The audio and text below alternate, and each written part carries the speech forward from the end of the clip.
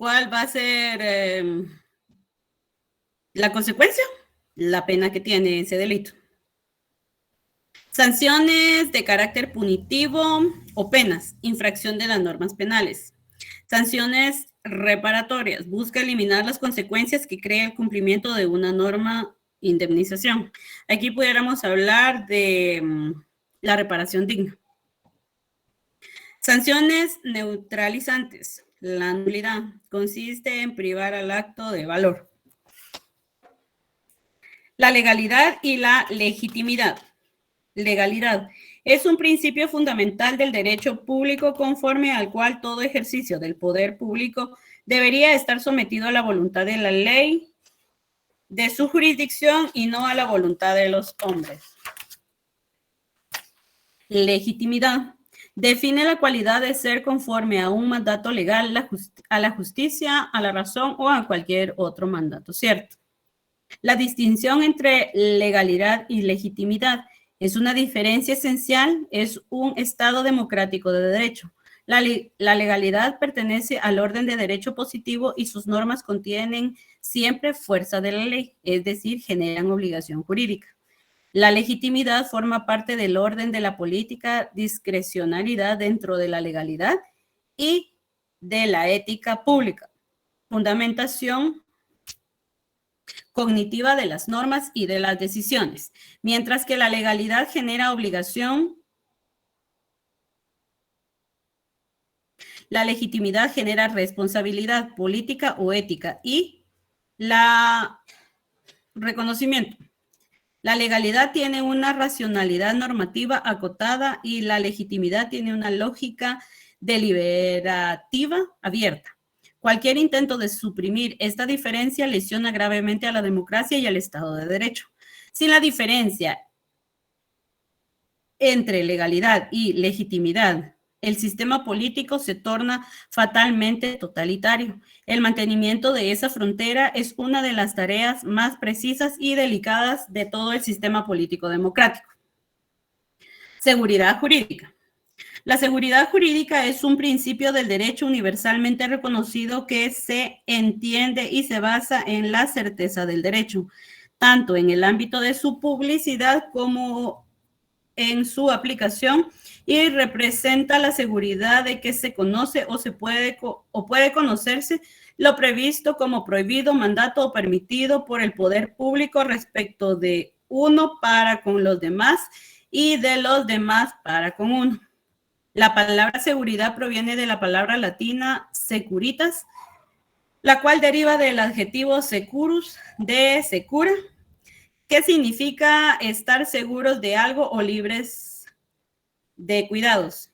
El Estado, como máximo exponente del poder público y primer regulador de las relaciones en sociedad, no solo debe establecer las disposiciones legales a seguir, sino que en el sentido más amplio tiene la obligación de establecer un ámbito general de seguridad jurídica al ejercer el poder político, jurídico y legislativo. La seguridad jurídica es en el fondo la garantía dada al individuo por el Estado, de modo que su persona, sus bienes y sus derechos no serán violentados o violados, o que, si esto último llegara a producirse, le serán asegurados por la sociedad la protección y reparación de los derechos. En resumen, la seguridad jurídica es la certeza del derecho que tiene el individuo, de modo que su situación jurídica no será modificada más que por procedimientos regulares y conductos legales establecidos previamente y debidamente publicados. Son principios típicamente derivados de la seguridad jurídica, la irretroactividad de la ley, la tipificación legal de los delitos y de las penas, las garantías constitucionales, la cosa juzgada, la caducidad de las acciones y la prescripción. La irretroactividad de la ley significa que las disposiciones contenidas en las leyes no deben aplicarse hacia el pasado, afectando hechos o situaciones que se presentaron antes de su vigencia, problema que se conoce también como conflicto de leyes en el tiempo. En definitiva, todo lo que supone la certeza del derecho como valor o atributo esencial del Estado. ¿Alguna duda hasta el momento? ¿Preguntas? ¿No? No, licenciada.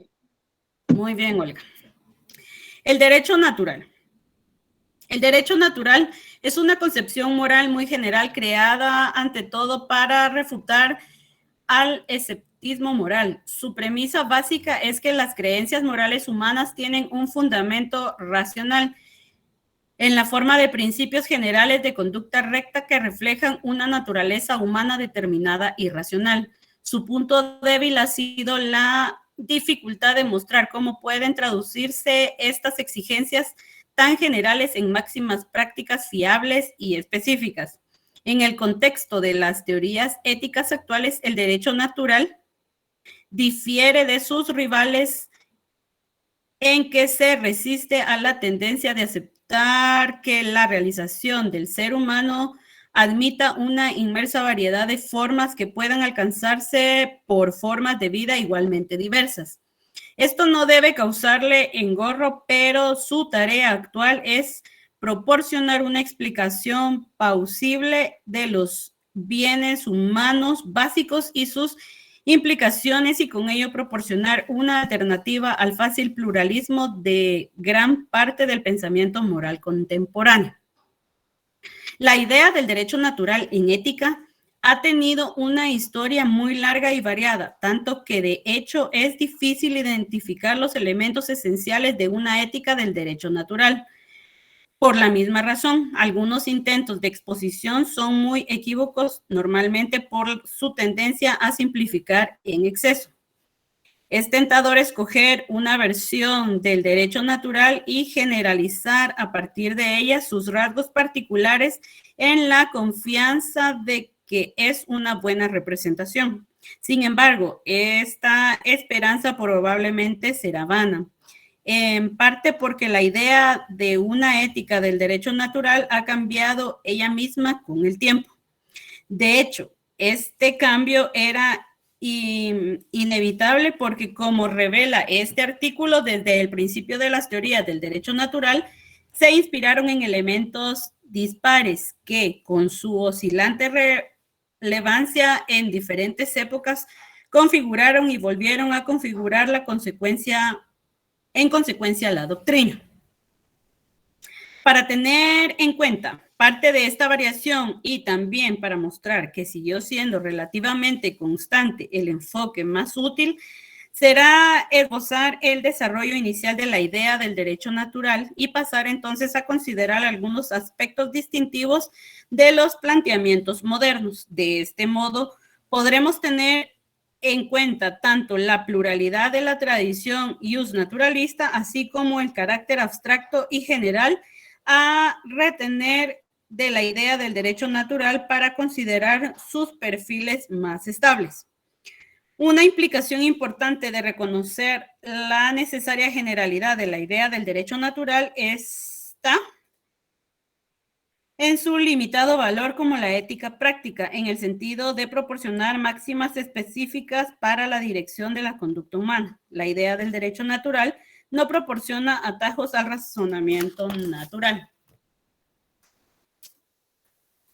Breve retrospectiva del derecho natural. Normalmente se atribuyen a Aristóteles los primeros gérmenes de la ética ius naturalista, pero también pueden encontrarse en los diálogos éticos y políticos de Platón, que a su vez reflejan un debate más generalizado en la antigua Grecia, al que Platón y Aristóteles llegaron a ser los principales contribuyentes. El centro del debate fue el contraste entre dos conceptos considerados cruciales para una comprensión adecuada de los asuntos humanos, nomos y physis.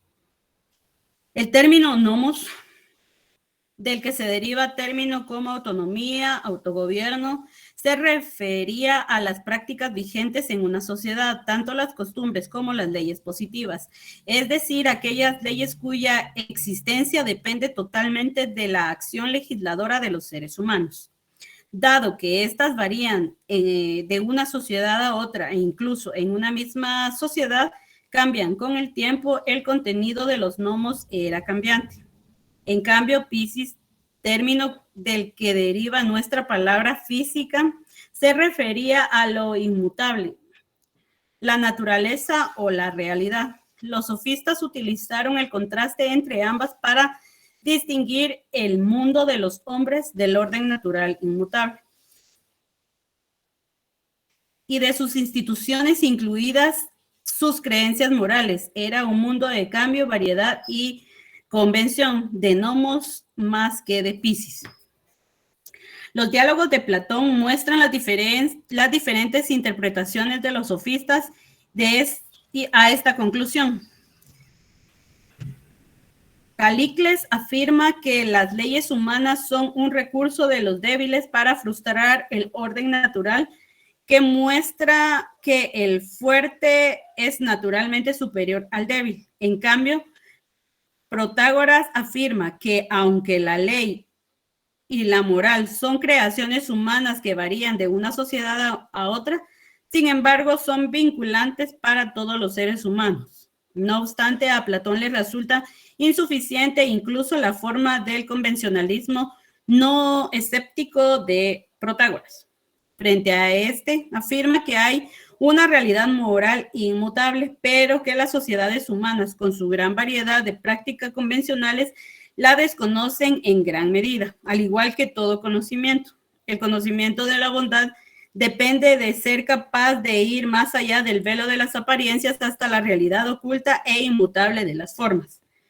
Platón rechaza así la idea de que la moral y el derecho sean algo puramente convencional.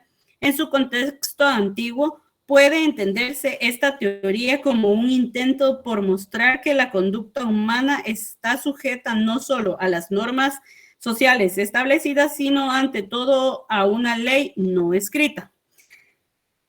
Tanto así se entiende como una ley impuesta por los dioses, como la presenta Sófocles en la tragedia Antígona, como si es una norma a la que están sujetos los propios dioses. En ocasiones se describe la idea del derecho natural como una concepción que existe un orden normativo inmutable que forma parte del mundo natural. Si se acepta esto, Platón ha proporcionado una concepción del derecho natural completa sin nombrarla. Esto sería algo sorprendente, pues es más común atribuir a Aristóteles los orígenes del pensamiento naturalista, y como veremos al examinar la posición de Aristóteles, este no identifica lo natural con lo inmutable. En la Ética Nicómaco, Aristóteles distingue entre dos tipos de justicia: la justicia legal o convencional y la justicia natural, que en todo lugar tiene la misma fuerza y no existe por qué la gente piense esto o aquello.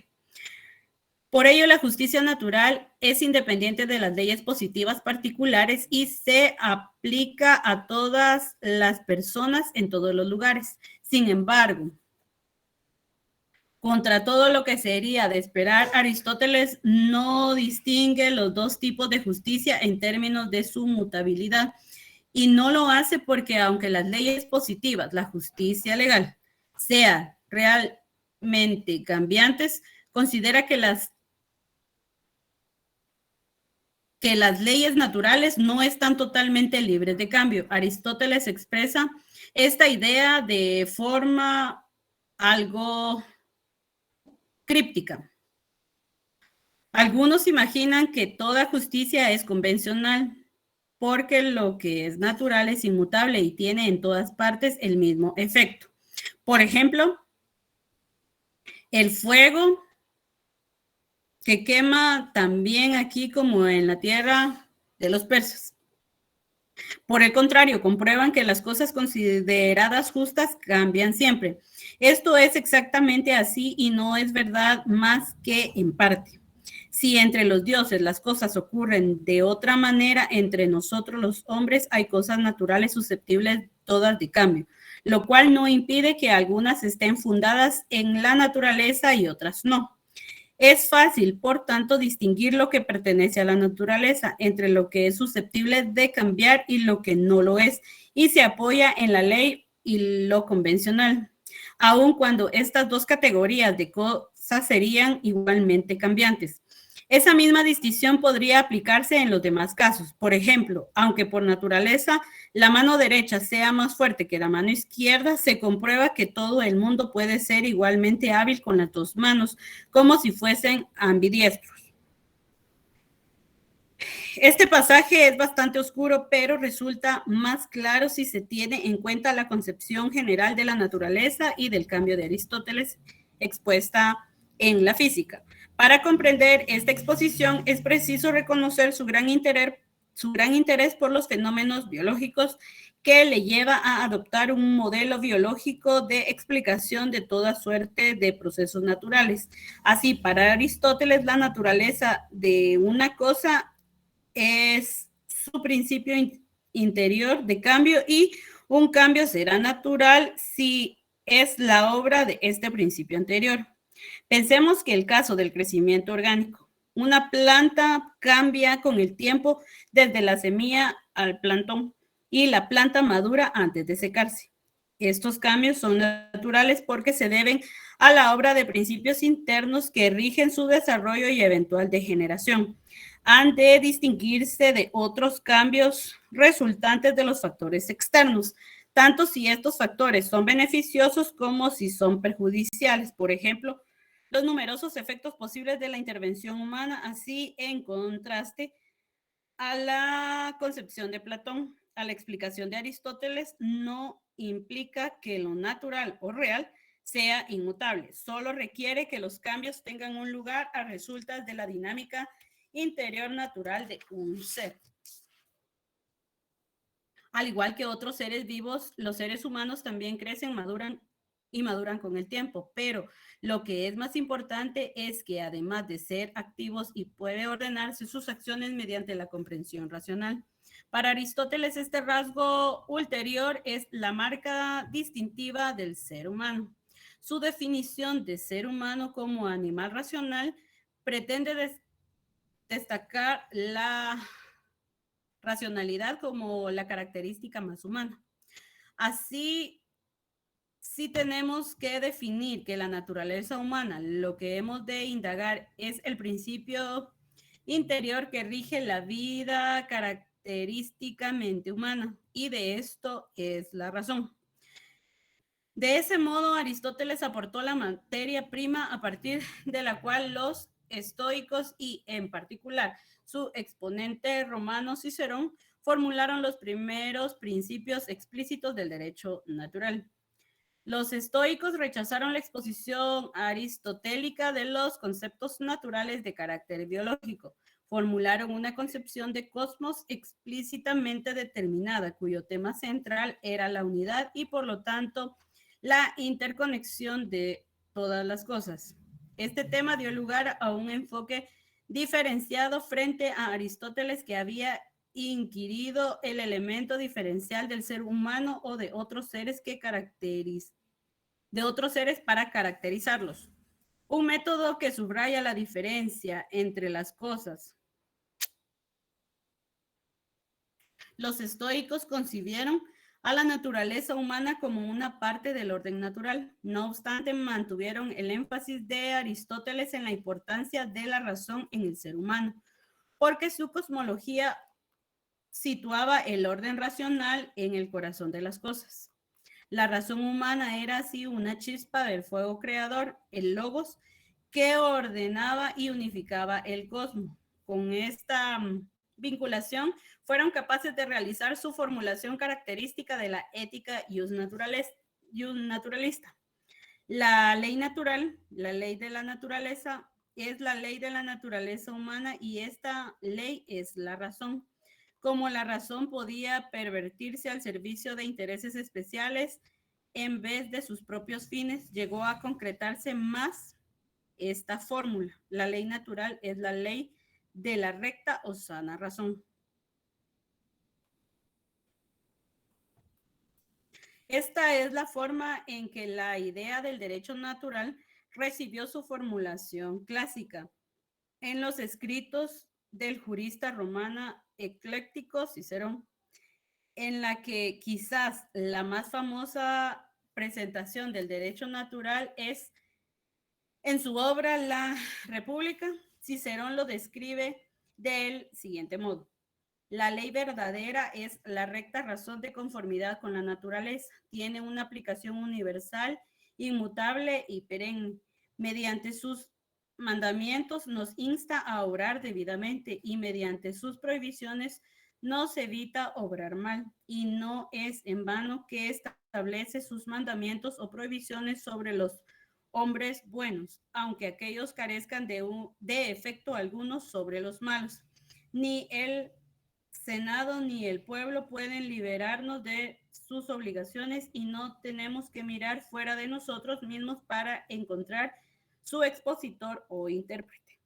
No habrá así diferentes leyes en Roma y en Atenas, o diferentes leyes ahora y en el futuro, sino que una ley eterna e inmutable será válida para todos los países y épocas. Y habrá un solo maestro y rector, es decir, Dios sobre todos nosotros, pues Él es el autor de esta ley, su promulgador y su juez aplicador. Quien desobedece huye de sí mismo y niega su naturaleza humana, y en razón de este mismo hecho sufrirá las peores penas, aun si escapa a lo que comúnmente se considera castigo. Ese es un pedacito de la República. Para explicar lo que expone este pasaje es preciso recordar que el romano de orientación pragmática podía aceptar si el ornato de la metafísica estoica, la exigencia de que las leyes que rigen la conducta humana estaban fundadas en la naturaleza. Todo lo que necesitaba para reconocer que la naturaleza humana proporciona los elementos esenciales para este programa y que estos elementos, por regla general, son comunes por igual a todos. Cicerón sume así esta característica posición erguida necesaria para la visión amplia y a lo lejos de las cosas, el lenguaje y los actos expresivos para la comunicación, un sentido natural de sociabilidad para permitir la vida social y, por supuesto, el pensamiento racional.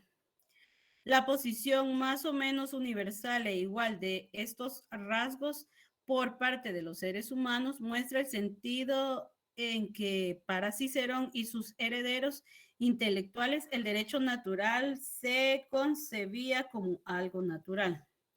Tan pronto añadimos a esto el sentido en que para ellos había de entenderse el derecho natural como derecho, estamos en situación de eliminar un equívoco común. Cicerón contrasta la concepción correcta de la ley con la concepción de la multitud.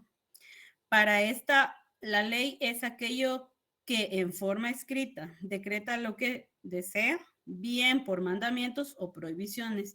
Pero para el hombre culto, la ley es la inteligencia cuya función natural es prescribir la conducta correcta y prohibir la mala conducta. Es la mente y la razón del hombre inteligente la norma por la que se mide la justicia y la injusticia. Este es el núcleo del derecho natural de Cicerón, pues está libre de cualquier compromiso importante con la metafísica estoica y platónica, y por ello no supone un compromiso importante a la existencia de un orden natural normativo, al menos en un sentido que explique más que los hechos de la naturaleza humana ya citados. Esta conclusión contrasta de manera considerable con algunas interpretaciones del derecho natural, que la interpretan como la creencia desiderativa de que existe un código moral inscrito en algún lugar del cielo.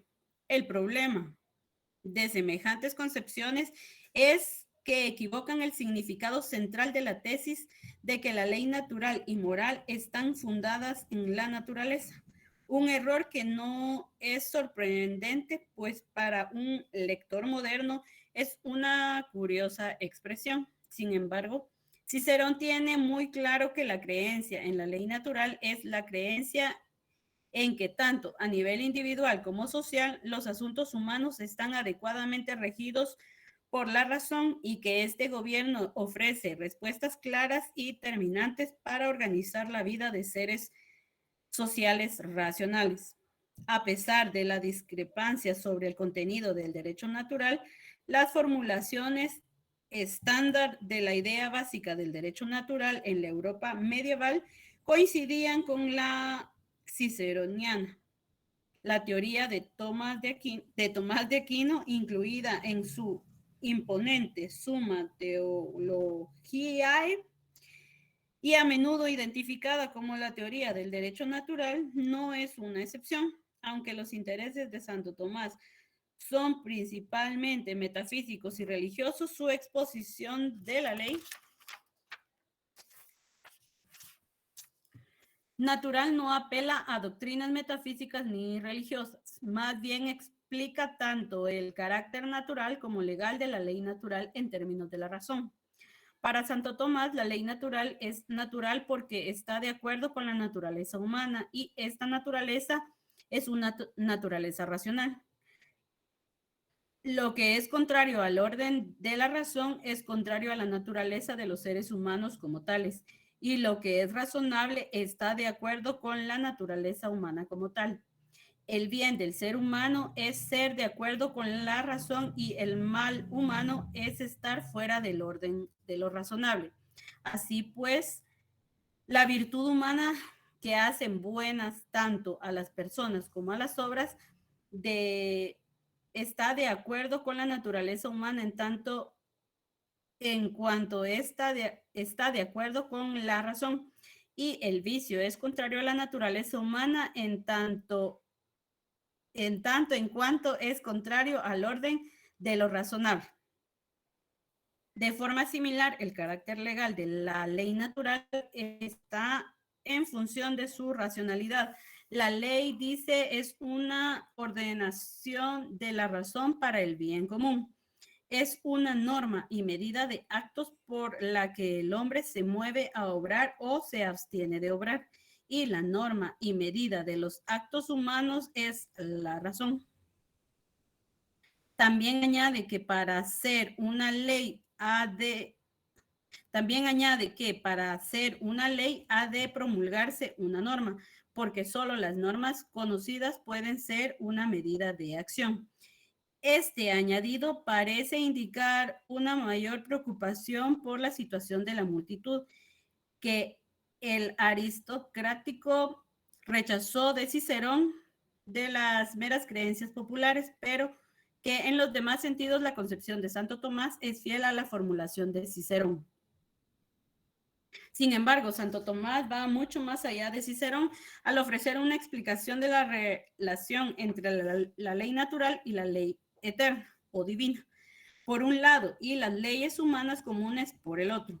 Su principal interés estuvo siempre orientado a demostrar que aun cuando son formas de ley distintas, no entran en conflicto, dado que Santo Tomás comparte la concepción medieval común de que existe una ley eterna, de carácter inmutable, mientras que la ley humana es ostensible, cambiante. Su intento de armonizar puede carecer condenado desde el principio. Su solución es dividir la ley natural en principios primarios y secundarios, los últimos de los cuales son mutables, pero no los primeros. Así, enunciado en términos abstractos, esto puede parecerse más al desplazar el problema que a resolverlo, pero para nuestros actuales propósitos contiene dos aspectos importantes. En primer lugar, la solución depende de reanimar la concepción aristotélica de los cambios naturales, y en segundo lugar, en posterior éxito de concepciones de Santo Tomás en la Europa medieval. Posterior significó una amplia aceptación de capacidad de la ley natural para incorporar el cambio. Así pues, a pesar de la extendida creencia actual en sentido contrario, la ley natural no ha de entenderse en general como un conjunto de normas fijas e inalterables que pudiesen aplicarse de forma sencilla a la conducta humana o a la sociedad independiente de las circunstancias. Sin embargo, la flexibilidad así conseguida no es totalmente una ventaja. Evita un tipo de problema, pero acentúa otro. Un problema común de las teorías del derecho natural es el de cómo traducir las nociones abstractas de la existencia de soluciones naturales y racionales a las cuestiones del recto gobierno de la conducta humana en normas prácticas o máximas específicas de utilidad. El aumentar la flexibilidad de la idea del derecho natural acentúa este problema porque debilita la conexión entre los principios generales y las máximas prácticas reales. Impide así una respuesta directa a este interrogante. ¿Qué implica en la práctica del derecho natural? Los derechos del hombre y la mujer. Bueno, en este tema lo dejamos para el día de mañana. Por favor, para el día de mañana quiero que me den la diferencia que tomó o el punto de vista diferente que tuvo Santo Tomás de Aristóteles y de Platón. ¿Ya lo tomaron?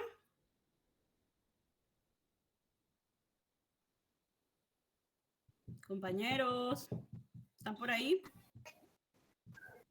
Dijo diferencia. ¿Podría repetir? Disculpe. La diferencia en el pensamiento, muy bien Ángel, entre el pensamiento del derecho natural de Santo Tomás, de Aristóteles y Platón.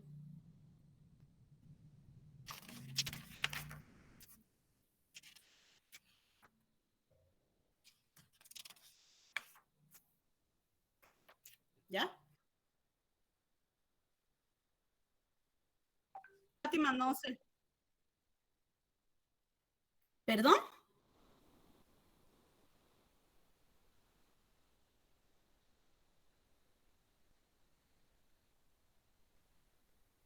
No, yo voy a subir, lo suben a la plataforma. Lo suben a la plataforma, por favor. Licenciada, disculpe, los ejercicios anteriores suman puntos. Sí, acuérdense que eso tiene una puntuación ahorita para el segundo parcial. Ahí son 40 puntos. ¿Se acuerdan que eso les hablé al principio? ¿O no se recuerda? No recordaba, gracias, licenciada. Muy bien. ¿Alguna otra duda? ¿No? Bueno, entonces, no sé si prefieren que la dejemos ahí o seguimos, porque este tema sí es algo aburridito, la verdad. Pero ni modo, eso es lo que lleva parte de la clase, entonces, no sé si prefieren que sigamos o dejamos ahí y mañana empezamos con los derechos del hombre y la mujer. Sí, de acuerdo. Muy bien. Bueno, pues entonces dejamos ahí. Tengan feliz noche. Nos miramos mañana por este mismo medio. Que descansen. Licenciada, Feliz noche, licenciada. ¿Quién me está preguntando? ¿Quién tiene dudas? su servidor Gabriel Reyes. Dígame, José.